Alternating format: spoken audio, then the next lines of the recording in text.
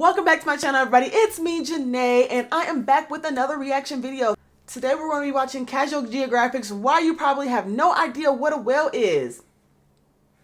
I love his channel because you don't learn the things that he's like teaching in school. So, and the way that he goes about it is like it's good. Like I'm actually like soaking in the information, and I like it. So anyway, without any further ado, go ahead and subscribe, go ahead and hit that like button, go ahead and hit those post notifications, and let's get it. Let's go.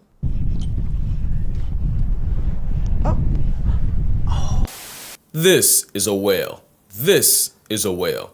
But this is also a whale. So is this one. And this is where all the problems started. Fun fact, I'm left-handed, so I'm not always right, and when I'm wrong, I'm wrong. And boy, I was wrong about this aquatic Oreo onslaught, and chances are, so were you. Chances are, you have no clue what a whale actually is, and to explain, we need some lore. If you're watching this, or reacting to this, and you happen to be afraid of whales, you can blame it all on this guy. You see, this guy, thanks for unpausing by the way, this guy had a problem. Pachycetus saw where things were headed on land and decided they wanted none of it. Funny enough, some of them decided that losing legs wasn't worth it and chose to stay on the dry side. And about 50 million some years later, they would become the most infamous animals to grace this channel. Which means, yes, the closest living relative of an African homicide horse that technically can't swim is a group of animals that swim full time. Speaking of which, those that chose waves over caves enjoyed ample resources with less competition. With all those resources plus plenty of plot development, eventually that led to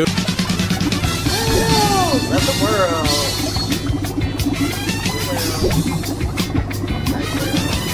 Yup, that is how we got the giant mass merchants that we all know, love, and slightly fear today. But the public school system means there is a lot we and internet backwards hat heads have misunderstood about them, and the biggest thing is what exactly a whale is. Well, here it goes. Aww. Cetaceans are mammals that stole the fish's entire flow, and at this point its law should be in the Constitution. Same traits, no relation means convergent evolution. Except manatees and dugongs. They're more related to elephants. There's two types of cetaceans, baleen whales, aka the toothbrush bristles for teeth type, and on the other side are Odontoceti, or toothed whales. You know all this, we talked about this, but let's talk about those toothed whales. Starting with family Zophiidae, I don't know how to pronounce any of this by the way, but Zophiidae, or the beaked whales. They're probably the most underrated and understated whale we'll talk about.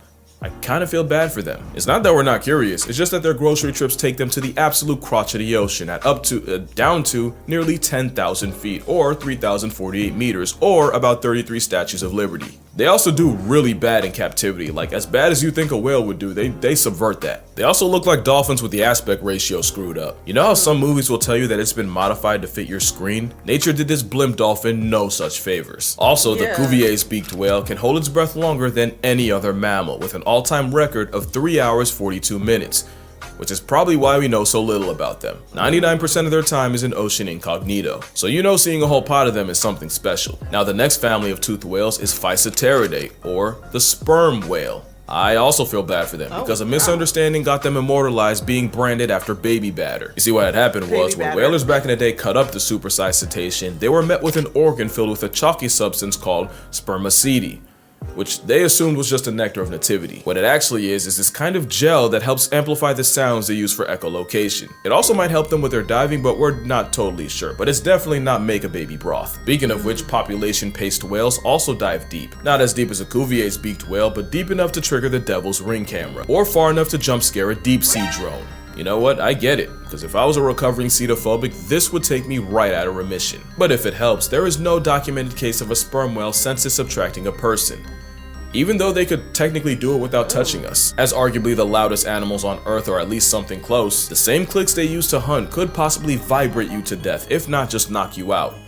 Which apparently has happened. But they're not all bad. The spawn of Moby is very family oriented and will even host family reunions. And they practice democracy because they make decisions as a group, and sometimes they'll spend over an hour arguing which way to go and how fast to do it. That's mighty considerate for the literal biggest predator on the planet. Oh yeah, there's also the much smaller dwarf sperm whale, not to be confused with the pygmy sperm whale. They're like nature's apology letter for going too far with their giga-sized cousins. They also always look like they're on the verge of a perpetual panic attack, and wouldn't you know, that's exactly how they defend themselves. By unloading a sack filled with reddish-brown liquid as a diversion. It's like a smoke bomb from their anus. Although I'm not sure how effective it is when you proceed to rear-end a rock. Okay, that's two families of toothed whales. Next are Plantanistidae, or the South Asian river dolphins. And you know what? I'm gonna include the South American river dolphins, even though they're really not even related. Matter of fact, they're not even dolphins. Oh yeah, the effery is just beginning. This undersea anxiety unicorn is more related to actual dolphins than what folks call river dolphins. But yeah, not a real dolphin, just a beady-eyed snout whale named purely off of vibes. Something, rhyme about convergent evolution, but basically they peeped the fish-eating gharial's headwear and figured they could make that work for them. But yeah, the Amazon river dolphin is an exceptional kind of freaky. Not only does it look like nature's discarded chewing gum got on a diss track, it seems like every time they go viral, it's for some NSFW nonsense. A photographer once caught two river dolphins playing with a Benny anaconda when he realized two things. Their leather pool noodle was dead, and both dolphins' privates were standing at attention. And recently, another river whale made headlines for urinating in the air, with another one following the stream, like Marco Polo but with piss. Scientists were stumped, but of course, I have a half-educated, half-internet guess. You see, dolphins can recognize each other by name. It's actually pretty cool. They can also tell each other apart by sampling their southern showers, so they got that two-factor authentication. And while they might not be blind, with the murky cataract water they live in, they might as well be. So maybe this is just two dolphins using Forbidden Face ID before giving them the "how the heck are ya?" Or that could just be their idea of male bonding. Because there's also been a rumor that allied male river dolphins will do questionable things to each other's blowholes. It hasn't been proven, but I wouldn't put it past them. There's even a legend that says river dolphins will morph into human men at night and try to seduce and impregnate human women. Now, I don't want to go too hard on them, mostly because there's a portion of Twitter that genuinely believes I hate dolphins, but also because we've done river dolphins generationally dirty, whether by habitat destruction, pollution, or just killing them to make bedroom pills, if you know what I mean. A moment of silence for the Chinese baiji, who likely died out in 2002 and hasn't been seen since. And now we finally get to Delphinoidea, the real reason I'm making this video. It's a superfamily reunion containing the real oceanic dolphins, Delphinidae, dolphin understudy the porpoise, a sentient squishmallow, and social anxiety in whale form. And the biggest oceanic dolphin of Delphinidae is the orca. Look, I'm gonna make this quick because you probably already heard this, but every time you've heard me say killer whales aren't actually whales, they're dolphins, it's like me saying humans aren't simians, we're primates. Every dolphin is a whale, but not every whale is a dolphin. And I'm kind of embarrassed it took me that long to realize. Now, to be fair, it is true that killer whales are named less after their homicidal intent and more after what they were seen doing to other whales. And while it is well documented what orcas do to the world around them, I've said it before and I'll say it again, I don't actually think orcas are evil. In fact, I'll prove it. So this camera crew was documenting a group of zebras hunting, and all was good until the big mama of the group noticed a diver. She approached a completely defenseless and totally exposed man and examined him, almost like she was considering what the next move was. The next move was a 4-ton high-contrast ceticide offering him a half-eaten stingray, even gesturing towards it at the diver. She even picked it up and tried to basically hand it over to him like he was an anorexic orca. But later on, the same crew would find a much bigger bull male orca trapped in fishing lines and on the verge of drowning. Now this was different. This was a scared, panicking juggernaut that could easily murk anyone that got close. For reference, a bull elephant in the same situation would likely kick your chest in. The divers would make the gamble of cutting him free while very much in the Giga Guppy's hitbox. He didn't lash out, he didn't resist. The male stood still, almost like he understood what was happening. And this the same animal that allegedly won't give moose a pass. You've probably heard that a wild orca has never turned a human into a headline, and it's probably because that's just not their culture. Orcas have a genuine culture and different languages, and when I say languages, orcas in New Zealand have a different accent from those in Norway. They also have trends too. Like trends, like the same ones we do. Back in the ancient time of the 1980s, a trend started where folks were wearing dead salmon as hats. Except it was started by a lady orca in the Cape pod of British Columbia. The salmon sporting trend spread to even other pods, but like all fads, it suddenly fell off, never to be seen again. Yeah, that was a lie. In 2019, the salmon spectacle spun the block, this time with a young male, proving that like baggy clothing and iPhone obsolescence, some trends never die. And if I had a nickel for every time an orca went viral for its headwear, I'd have 2 more nickels than I woke up with. But that second nickel would be a lot more bittersweet. A mother orca telequa was observed carrying her past tense baby for over 2 weeks and covering over 1,000 miles. It's not crazy that she did it.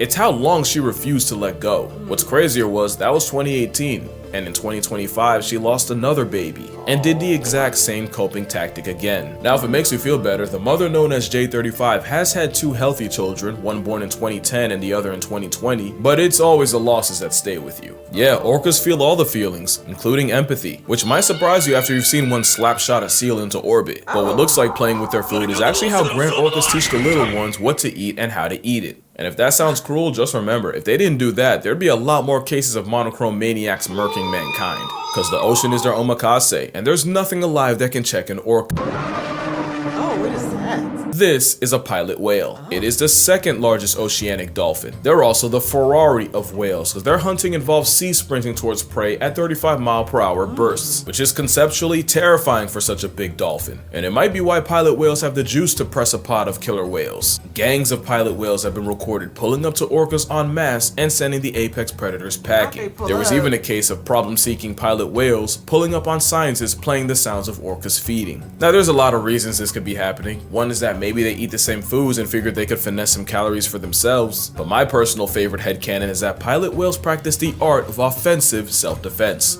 aka the honey badger method. Be so much of a problem that most predators don't even bother. But one thing, and I really should say this more often, but there are no definites in nature. Pilot whales apparently DoorDash smoke straight to orcas, and orcas have been known to prey on pilot whales, so you'd expect the two to have beef. But a mother orca was also seen adopting an orphan baby pilot whale. So who knows what the pilots be packing? And then there's this guy, another dolphin on steroids that is definitely not an orca. In fact, it's a false killer whale, a jaws paralysis demon, and thalassophobia final boss. There's something about those eyes my spirit doesn't vibe with. It doesn't help that they can roll in groups of 500, 500. And if this demon guppy is your new nightmare, it's cause you don't know them. Falsies have been known to share food and hand fish over to humans for no real reason but goodwill, which actually makes a lot of sense since falsies will seek out other dolphins like bottlenoses as hunting buddies. Sometimes they seek out even more, leading to the hilarious hybrid known as a wolfin.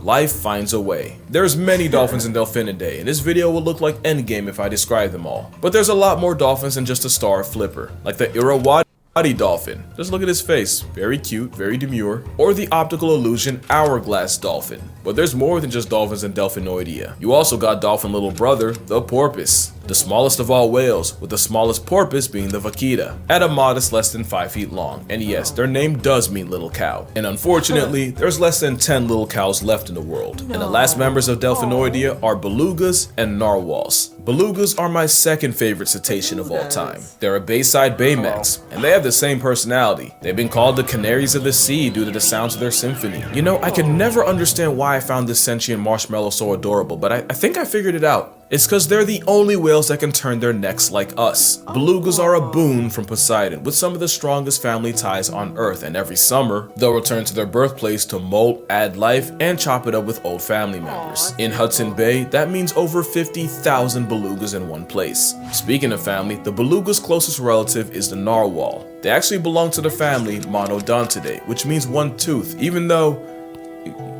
moving on. Narwhals typically have 2 teeth, one in their mouth and the giant ice pick coming out of their head. I say typically because narwhal tusks are a lot like legs. Some people have 2, some have 1, and those that lose the lottery wake up with none. It's not certain what the tusks are for, but I say it's a flex because any question mark in nature usually has to do with we don't know that much about them because I was not kidding about them being anxiety chariots. When narwhals get scared by humans, their hearts actually slow all the way down, even if they're actively trying to flee. Questionable character design, but it means narwhals can legitimately get past tense by a panic attack, which is why if one gets lost, it's basically curtains. One narwhal somehow ended up 600 miles away from his own kind, and with no one to show him how or where to hunt, it looked like this cetacean was finna say goodbye. Until scientists caught him traveling with a pod of, the sea squishies. Belugas and narwhals normally don't even run into each other, so that makes this even more wholesome. And the fact that he survived the winter means Beluga Gang taught the lonely narwhal how to feed. You'll love to see it. And that's all the toothed whales. On the other side are filter-feeding baleen whales, like the biggest animal to ever live, the blue whale, the funny-in-the-face right whale, and my favorite cetacean, the humpback whale. Now I know there's some of you afraid of this giant roving blubber rest stop. I can't imagine. Oh my goodness.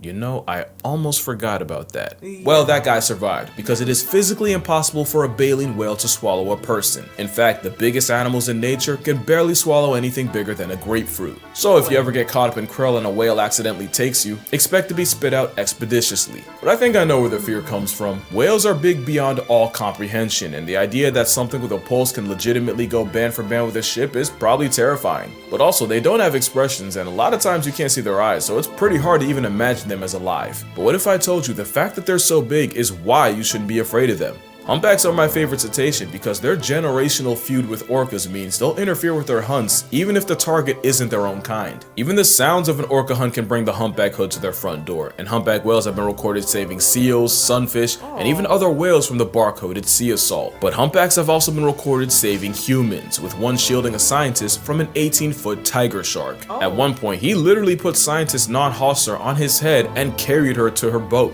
And the funny thing is, if we didn't see them do this with other animals, nobody would believe her. But with there being no recorded case of a baleen whale purposely attacking a human, they're much more likely to try to save your life than threaten it. Also, they seem to be aware of how much smaller everything is around them. Baleen whales have giant fins often encrusted with sharp barnacles. In theory, they could shred you something nasty if a whale backfins you. But there have also been reports of whales using those fins to gently nudge divers without injuring them, like in the tiger shark story. My theory is they're so big and so intelligent that Baleen Brigade has no real reason for pointless aggression. Really, they're just giant salt puppies. And I am not advising you to go touch a whale. But gray whales are famous for being the friendliest, and in some places will curiously approach boats and even show off their babies to people. But yeah, whales are chill like that, and if you're still not convinced, I'm more than willing to stand on it. If this video gets to 250,000 likes, I will go out into the ocean and swim with a whale. Why so high? Well, one problem. I can't swim. I mean, I can get from A to B, but I'm not great at it. Definitely not enough to be in the open ocean. Also, I can't tread water and I physically can't float. I've tried, it ain't happened. But if we hit the goal, I will learn how to swim well enough to make eye contact with a whale. Cause hot take, whales and elephants might just be the only animals on the planet where you can make eye contact with them and there's a genuine mutual understanding of intelligence. But that's just me. Why didn't I say apes? Well, you make eye contact with a chimp and you tell me how that goes. You know, I'll probably do it anyway. But after 250,000, it becomes a promise, and I'll do it in a year's time. That's a challenge, but until then, drink water, hug your mother. Please don't hate dolphins. I don't even hate dolphins. And I'ma see y'all in the next one. All right. You get it? Because this, y'all have a good one. I get it.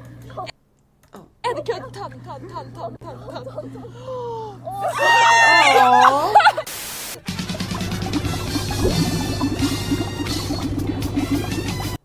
All right.